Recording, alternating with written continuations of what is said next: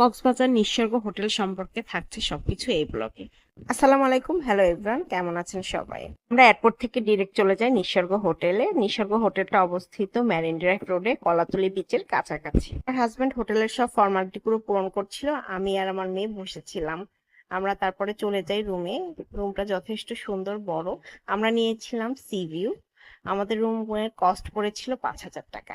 এখানকার দুইটা জিনিস আমার কাছে নেগেটিভ লেগেছে। এক নাম্বার হচ্ছে, ওরা আমাদেরকে বলেছিল যে এয়ারপোর্ট থেকে আমাদেরকে ট্রান্সপোর্ট দিবে, বাট পরে যখন আমরা এয়ারপোর্টে পৌঁছি তখন ফোন দেই যে আমরা চলে এসেছি, বাট তখন ওরা বলে যে আমাদের ট্রান্সপোর্ট কমপ্লিমেন্টারি না, আগে যদি পে করতেন তাহলে আমরা গাড়ি পাঠিয়ে দিতাম। বাট অনেক হোটেলেই কিন্তু এটা কমপ্লিমেন্টারি থাকে। মেন বিষয় হলো ওরা এই বিষয়টা আমাদেরকে ক্লিয়ারলি বলেনি, আমরা এয়ারপোর্টে এসে একটা হ্যাসেলের মধ্যে পড়ি।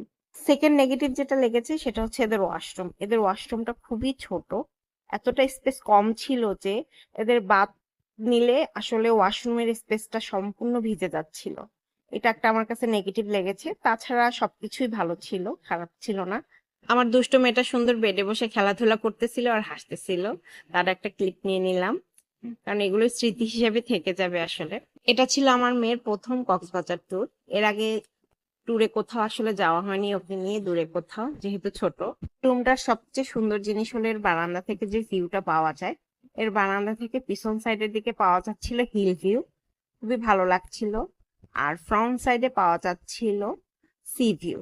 সি ভিউটা খুবই সুন্দর, ঝাউ গাছগুলো যদি না থাকতো আরো কত সুন্দর করে দেখা যেত আসলে। তারপরও যথেষ্ট সুন্দরভাবে দেখা যাচ্ছিল। ভিডিওতে হয়তো বা অত সুন্দর বোঝা যাচ্ছে না, বাট রুম থেকে যথেষ্ট সুন্দরভাবে দেখা যাচ্ছিল। তারপর আমরা চলে যাই এই হোটেলের রেস্টুরেন্টে লাঞ্চ করতে। খাবার দাবার খুবই রিজনেবল ছিল। কক্সবাজারে যেহেতু খাবারের অনেক দাম, সেই হিসেবে এই রেস্টুরেন্টের খাবার খুবই রিজনেবল ছিল। তারপর লাঞ্চ শেষে আমরা চলে যাই টপ ফ্লোরে। সেখানে ছিল এক সাইডে বেবি জোন, আমার মেয়ে সেখানে একটু খেলাধুলা করছিল। একেবারে টপ ফ্লোরে ছিল সুইমিং পুল। সুইমিং পুল থেকে সুন্দর সি ভিউ পাওয়া যাচ্ছিল। আমরা সুইমিং পুলে তেমন একটা নামতে পারিনি, কারণ যেহেতু আমাদের সাথে ছোট একটা বাচ্চা ছিল, তার চিন্তা করে আমরা সুইমিং পুলে নামিনি। আমরা যেদিন গিয়েছিলাম সেদিন বৃষ্টি ছিল, তার জন্য আসলে ঠিক মতো এই বাহির সাইডগুলোতে বসা যাচ্ছিল না। তাও যখন বৃষ্টি কম ছিল তখন ফাঁকে ফাঁকে গিয়ে আমরা একটু বসতাম। এই স্পেসটা সবচেয়ে সুন্দর একটা জায়গা ছিল। এই জায়গাটাতে রাতে বারবিকিউ পার্টি হয়, বাট আমরা যেহেতু বৃষ্টির টাইমে গিয়েছি তার জন্য রাতে আর বাহির সাইডে আয়োজন হয়নি, ওদের ভিতরে রেস্টুরেন্টে আয়োজন করেছিল।